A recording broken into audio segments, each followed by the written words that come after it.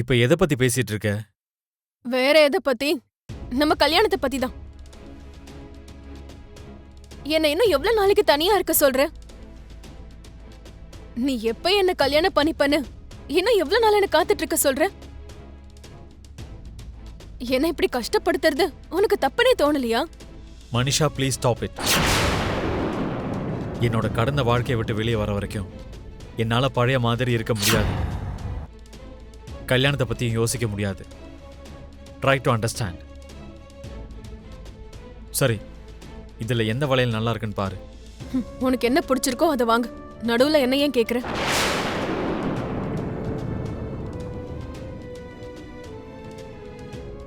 இப்ப இதுல எந்த வளையல வாங்குறது? எனக்கு சிகப்பு கலர் வளையல்னா ரொம்ப பிடிக்குங்க. இந்த வளையலா?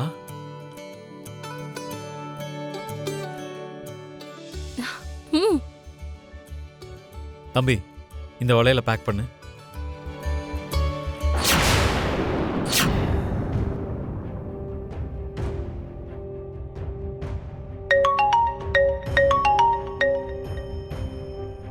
மாம், மித்ரா, நான் சொன்னதெல்லாம் வாங்கிட்டு இருக்கியடா?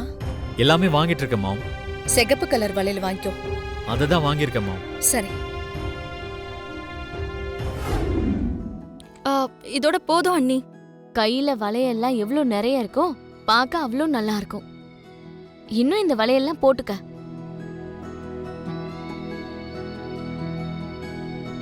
என்னங்க, இங்க வாங்கல. என்னங்க நீங்க எல்லா கலர் வளையலும் வாங்கியிருக்கீங்க, சிகப்பு கலர் வளையல மட்டும் வாங்கல? லக்ஷ்மிக்கு சிகப்பு கலர் வளையல் தான் பிடிக்கும்னு தெரியும்ல.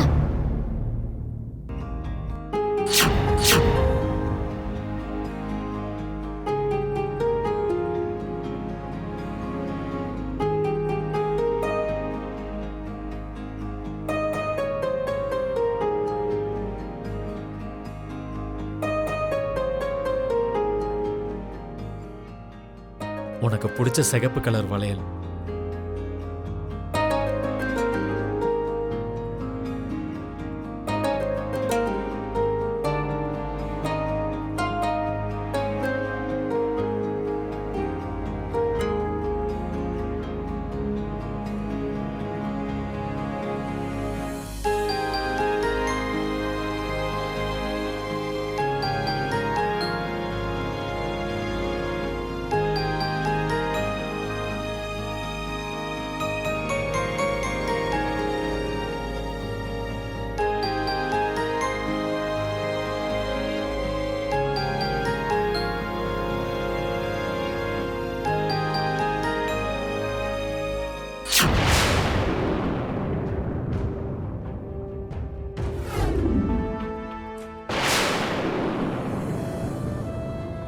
அட, இந்த டைம்ல கரண்ட் போயிடுச்சே.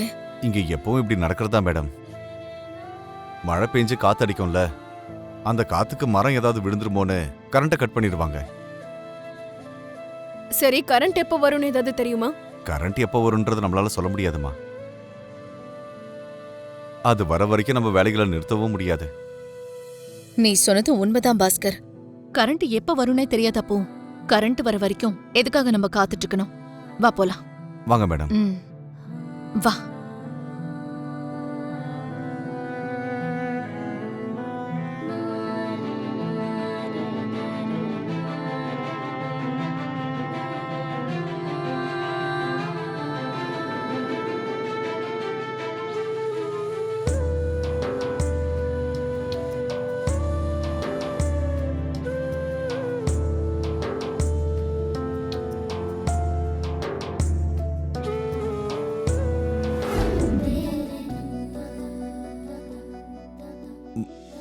முதலாளி அம்மா, கொஞ்ச நேரம் வெயிட் பண்ணுங்க.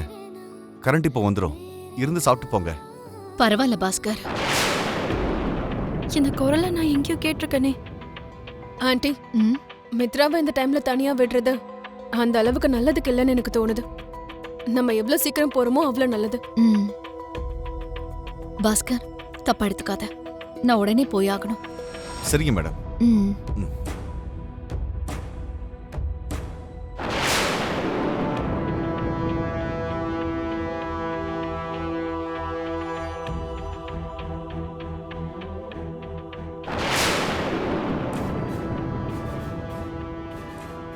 முதலாளி அம்மா கொஞ்ச நேரம் இங்கேயே இருந்திருக்கலாம்.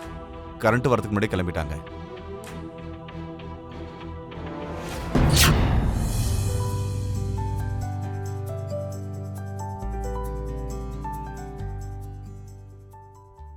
என்னங்க இங்க பாத்தீங்களா?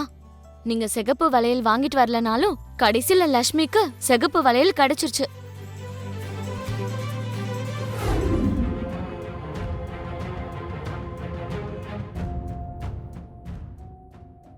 Hello, excuse me.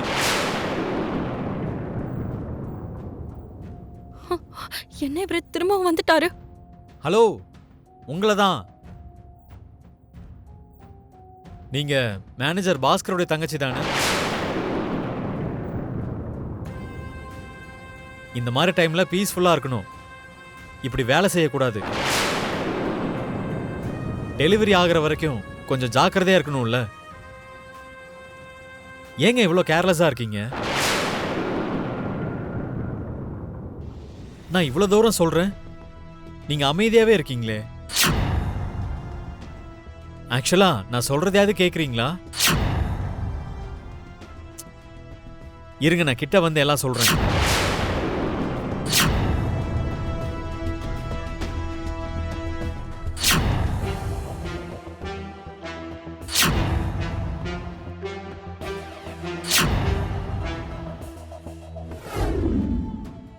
சார், இந்தாங்க சார் நியூஸ் பேப்பர். எங்களுக்கு நியூஸ் பேப்பர், டீ, பிஸ்கெட்லாம் கொடுத்தது போதும். முதல்ல உங்க தங்கச்சியை எப்படி கேரிங்கா பார்த்துக்கணும்னு தெரிஞ்சுக்கோங்க. ஏன், என்னாச்சு சார்? ஒரு வாரத்தில் குழந்தை பிறக்க போது பணத்துக்காக வேலை செஞ்சுக்கிட்டு இருக்காங்க. இந்த நேரத்தில் அது தேவையா? நான் வேண்டான்னு சொன்னாலும் அவன் கேட்க மாட்டா சார். அதனால தான் நான் தடுத்தாலும் அவன் போயிடுவா. இங்க பாரு பாஸ்கர், 9 மாசம் நிறைஞ்சிருக்கிற கர்ப்பிணி பொண்ண ரொம்ப ஜாக்கிரதையா பாத்துக்கணும்.